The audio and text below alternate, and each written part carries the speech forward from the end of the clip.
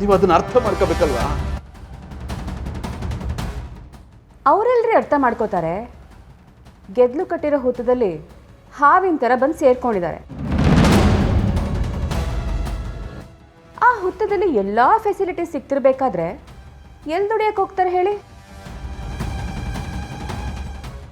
ಜೀವನ ಪೂರ್ತಿ ಇದೇ ಥರ ಸುಳ್ಳು ಹೇಳ್ಕೊಂಡೇ ಬದುಕ್ಬಿಡೋಣ ಅಂತ ಡಿಸೈಡ್ ಮಾಡ್ಕೊಂಡ್ಬಿಟ್ಟಿದ್ದಾರೆ.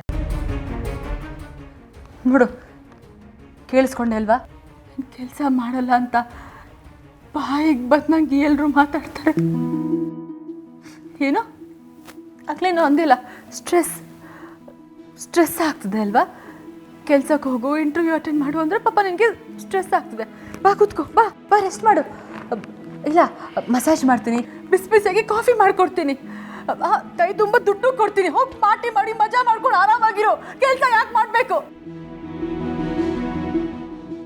ಒಪ್ಕೊಂಡ್ಬಿಡ್ತೀನಿ, ಎಲ್ಲರೂ ಮುಂದೆ ಒಪ್ಕೊಂಡ್ಬಿಡ್ತೀನಿ ನಾನು ಫೇಲ್ಯೂರ್ ಅಂತ.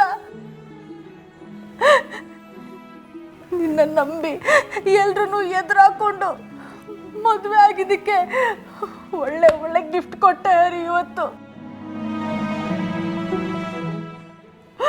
ಹೋಗ್ಲಿ ಹೇಳು, ನೀನು ಕೆಲಸ ಮಾಡಬೇಕು ಅಂದ್ರೆ ನಾನು ಇನ್ನೇನು ಮಾಡಬೇಕು? ಇನ್ಯಾವ ಥರ ಸಪೋರ್ಟ್ ಮಾಡಬೇಕು ಹೇಳು? ಹೆಂಡತಿಗೆ ಇಷ್ಟೆಲ್ಲ ಹೊಟ್ಟೆ ಉರಿಸ್ಯಲ್ಲ, ಇದಕ್ಕೆ ನನಗೆ ತಡ್ಕೊಳಕ್ ಆಗಲ್ಲ ಹರಿ. ಏನ್ ಮಾಡ್ಬೇಕು ಅಂದ್ರೆ ತೋಚ್ತಾ ಇಲ್ಲ.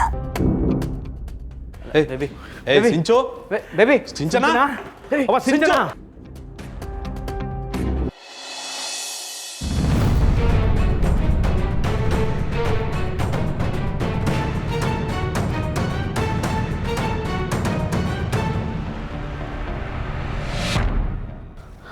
ಏನ್ರಿ ಮನೆಗೆ ಬರ್ತಾನೆ ಮುಖನ ಬೂದ್ ಗುಂಬಳಕಾಯಿ ಥರ ಅಂತ ಉದಿಸ್ಕೊಂಡು ಬಂದಿದ್ದೀರಾ?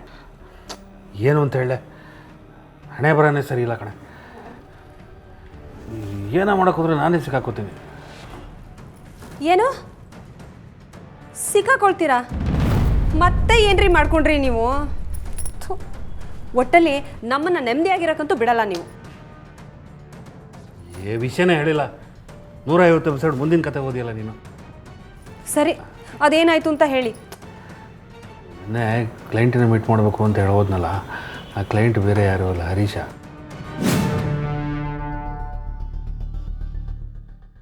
ಬಾಂಬೆಗೆ ಇಂಟರ್ವ್ಯೂಗೆ ಹೋಗ್ತೀನಿ ಅಂತ ಸುಳ್ಳು ಹೇಳಿ ಇಲ್ಲಿ ಕುಡ್ಕೊಂಡು ಕೂತಿದ್ಯಾ? ಅಲ್ಲ, ನಿನ್ನ ಹೆಂಡತಿ ಪ್ರೆಗ್ನೆಂಟು, ಇಂಥ ಸಮಯದಲ್ಲಿ ಅವಳ ಜೊತೆಗಿರಬೇಕು ಅನ್ನೋದು ಬಿಟ್ಟು ಅವಳಿಗೆ ಸುಳ್ಳು ಹೇಳ್ಕೊಂಡು ಇಲ್ಲಿ ಕೂತ್ಕೊಂಡು ಕುಡಿತಿದ್ಯಲ್ಲ, ನಿನಗೊಂದು ಸ್ವಲ್ಪನೂ ನಾಚಿಕೆ ಆಗಲ್ವೇನೋ? ನಿನ್ನನ್ನು ನಂಬಿದ್ರೆ ಸಿಂಚನಾ ಅವಳ ಬಾಳನ್ನ ಹಾಳು ಮಾಡ್ಕೋತಾಳೆ ಅಂತ ನಾನು ಅವಳಿಗೆ ಹೇಳ್ತೀನಿ.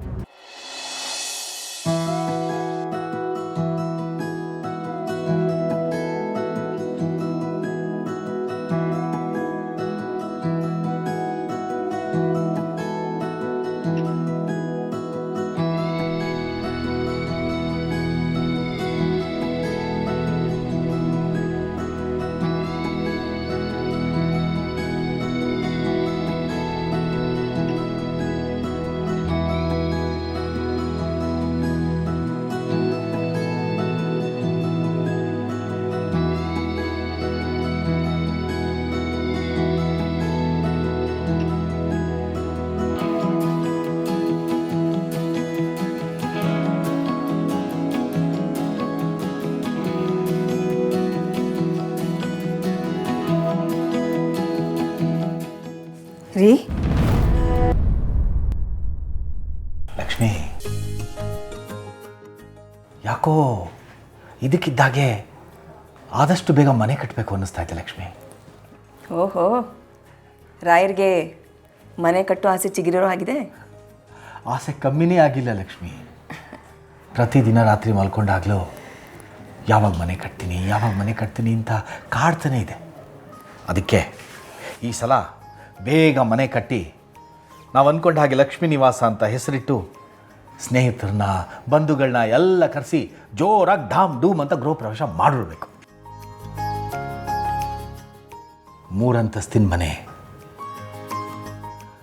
ಮೊದಲನೇ ಮಹಡಿನಲ್ಲಿ ಸಂತು, ವೀಣಾ, ಚಿರು, 2ನೇ ಮಾಡಿನಲ್ಲಿ ಹರೀಶಾ ಸಿಂಚನ, ಗ್ರೌಂಡ್ ಫ್ಲೋರ್ನಲ್ಲಿ ನಾನು, ನೀನು, ಅಮ್ಮ, ವೆಂಕಿ, ಚಲುವಿ, ನಾವೆಲ್ಲ ಒಟ್ಟಿಗೆ ಇದ್ದರೆ ಎಷ್ಟು ಚೆನ್ನಾಗಿರುತ್ತಲ್ವಾ? ನೀವು ಹೇಳ್ತಾ ಇರೋದನ್ನು ಕೇಳೋದಕ್ಕೆ ತುಂಬ ಚೆನ್ನಾಗಿದೆ ರೀ. ಆದರೆ ನಮ್ಮ ಮಕ್ಕಳಿಗೆ ಚಿಕ್ಕವರಾಗಿಲ್ಲ, ದೊಡ್ಡವರಾಗಿದ್ದಾರೆ. ಅವ್ರ ಕಾಲ ಮೇಲೆ ಅವ್ರು ನಿಂತ್ಕೊಂಡಿದ್ದಾರೆ. ಅವ್ರಿಗೆ ಹೇಗೆ ಬೇಕೋ ಹಾಗೆ ಜೀವನನ ಕಟ್ಕೊಂಡಿದ್ದಾರೆ. ಹೀಗಿರುವಾಗ ನಮ್ಮ ಜೊತೆಗೆ ಬಂದಿರಿ ಅಂದರೆ ಹೋಗ್ತಾರ? ಲಕ್ಷ್ಮಿ, ನಾವು ಮನೆ ಕಟ್ಟಿಲ್ಲ, ಅದಕ್ಕೆ ಎಲ್ಲ ದೂರ ದೂರ ಇದ್ದಾರೆ. ನಾವೇ ಒಂದು ಮನೆ ಕಟ್ಟಿದ್ರೆ ಅವ್ರು ಹೀಗೆಲ್ಲ ಚದರಿ ಹಂಚೋಗ್ತಿದ್ರಾ? ಸಂತು ಮನೆ ಕಟ್ಟಿದ್ದಾನೆ, ಅದನ್ನು ಬಾಡಿಗೆಗೋ ಬೋಗಿಗೋ ಕೊಟ್ಬಿಟ್ಟು ಬಾಪ ಅಂದರೆ ಖಂಡಿತ ಬರ್ತಾನೆ. ಕಲ್ಪಿಸ್ಕೊ, ಅಮ್ಮ, ನಾನು, ನೀನು, ಮಕ್ಕಳು, ಮೊಮ್ಮಕ್ಕಳು ಎಲ್ಲ ಒಂದೇ ಸೂರ್ನಡಿ ಇದ್ದರೆ ಮಾಡೋ ಊಟ ಎಲ್ಲ ಬೆಳೆದಿಗೆ ಊಟನೇ. ನನಗ್ಯಾಕೋ ನಿಮ್ಮ ಆಸೆ ಆಸೆಯಾಗೇ ಉಳಿದ್ಬಿಡುತ್ತೆ ಅನಿಸ್ತಿದೆ.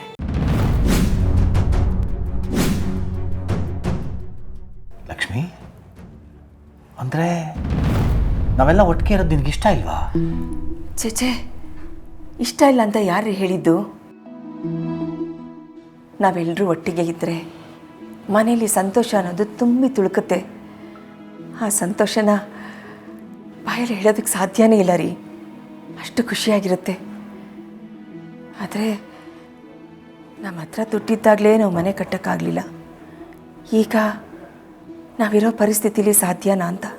ಅಂದರೆ ನಾನು ಮನೆ ಕಟ್ತೀನಿ ಅನ್ನೋದ್ರ ಬಗ್ಗೆ ನಿಂಗೆ ನಂಬಿಕೆ ಇಲ್ವಾ?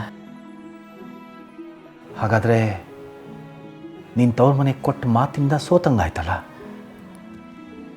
ಸೋಲೋದಕ್ಕಿಂತ ಸಾಯೋದ ಮೇಲೂ. ಅಯ್ಯೋ ಬಿಡ್ತು ಅನ್ನಿ. ಯಾಕ್ರಿ ಹೀಗೆಲ್ಲ ಮಾತಾಡ್ತಿದ್ದೀರಾ? ನೀವು ಕೊಟ್ಟ ಮಾತನ್ನು ಉಳಿಸ್ಕೊಳ್ತೀರಿ ಅನ್ನೋ ನಂಬಿಕೆ ನನಗೆ ಯಾವಾಗಲೂ ಇದೆ ರೀ.